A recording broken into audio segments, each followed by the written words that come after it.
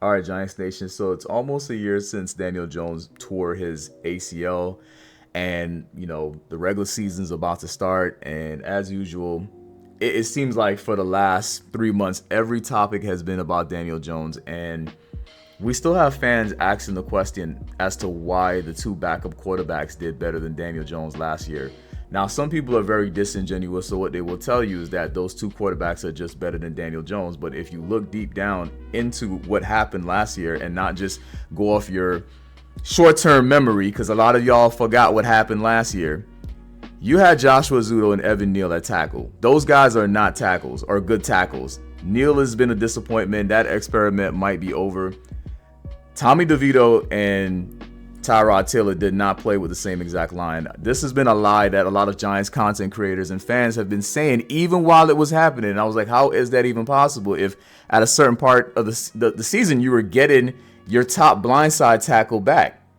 So if you're a right-handed quarterback, the most important tackle is going to be on the left side. And Andrew Thomas came back at a certain point in the season, and you had Saquon Barkley for every single game that Tommy DeVito and Tyrod Taylor played.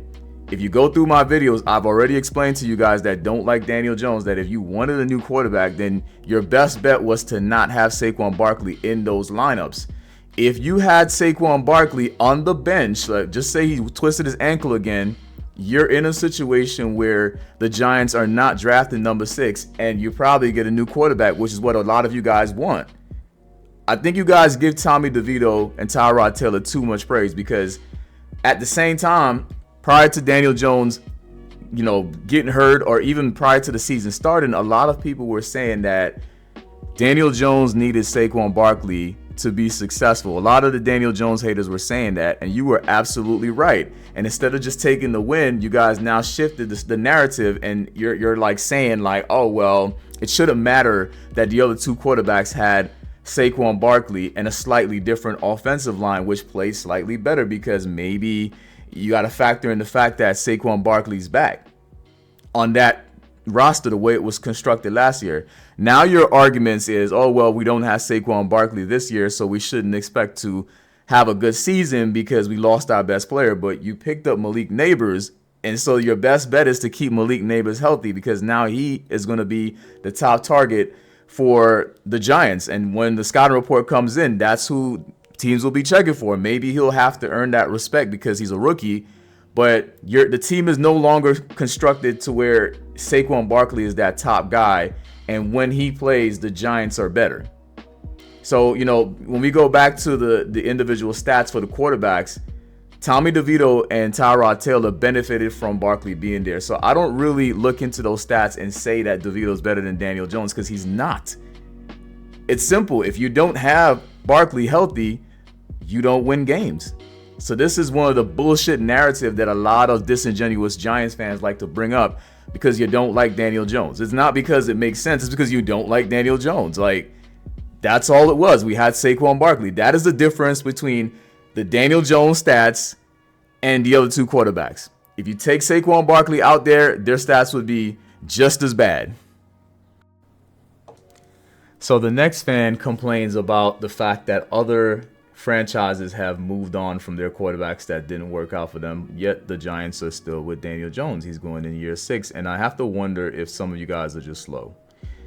I get it. There's a part of the fan base that really dislikes Daniel Jones, but at the end of the day, at what point do you realize that you are a Giants fan? Like, when do you realize, like, the Giants don't operate the same way as these other franchises? You're in year 6 of Daniel Jones, and you're sitting here comparing other quarterbacks and their situations and trying to justify why the Giants should have moved on from Daniel Jones when they didn't. Like, a lot of people are trying to comfort themselves by saying, oh, well, the Giants tried to trade up and move on from Daniel Jones. No, if you want to move on from Daniel Jones, you move on from Daniel Jones. There's no you tried, you just do it. The Washington Commanders, they did it. They traded Sam. I remember there was a certain part of the season where Sam actually looked good, and I went to the Washington Commanders forum, and they were like, yeah, this is the quarterback of the future. And the next thing I know, they have players on the team complaining that they're not playing as hard. What are we doing? And they end up getting traded. I think that was Sweat. Got traded to the Bears, if I'm not mistaken. And so, for you guys that don't like Daniel Jones, at what point do you realize that the franchise don't care? They don't care if you don't like Daniel Jones. They want him there. And there is a possibility that he's here longer than just this upcoming season. And it scares a lot of you guys to the point where you don't want to watch the season, or you're hoping that the Giants are so terrible that they get the number 1 pick or they get a high pick and they have no choice but to take a quarterback.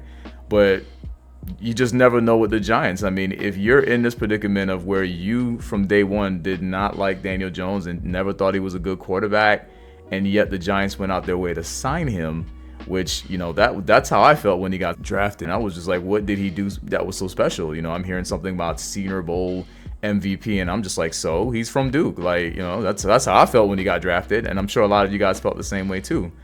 So, if you're at year 6 with Daniel Jones, like, why are we comparing the Giants to other organizations? It's pretty obvious that the Giants don't operate the same way as the other organizations. There are teams like the Jets. They've had, 4 different quarterbacks in the span of like 5 years.